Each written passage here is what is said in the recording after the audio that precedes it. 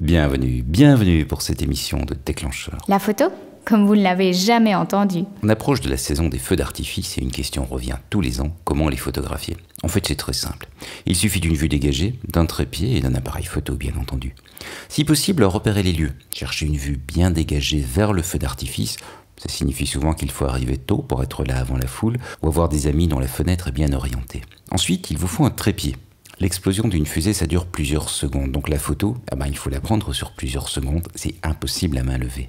Si vous êtes dans la foule, un grand trépied est plus pratique parce qu'il vous permettra d'être au-dessus des têtes. À défaut, prenez un trépied de table et posez-le soit sur du mobilier urbain, soit sur un mur. Si vous n'avez pas de trépied, vous pouvez également poser l'appareil sur un sac de haricots secs ou des bonbons. Du moment qu'il reste immobile, c'est tout bon. Un appareil simple suffit pourvu que vous puissiez contrôler l'exposition. Certains boîtiers ont un mode dédié au feu d'artifice, sinon réglé comme suit.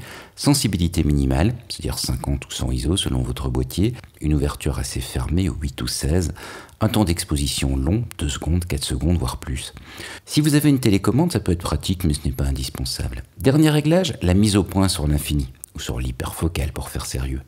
Si votre boîtier le permet, passez simplement en mise au point manuelle, sinon faites le point sur un objet lointain. Il suffit de déclencher quelques instants avant l'explosion, c'est plus joli si vous attendez que plusieurs fusées soient dans l'air. Dernier conseil, vérifiez les photos sur l'écran arrière et ajustez éventuellement le cadrage ou le temps d'exposition. Il est utile de vérifier ces paramètres de temps en temps parce qu'ils peuvent évoluer pendant le spectacle.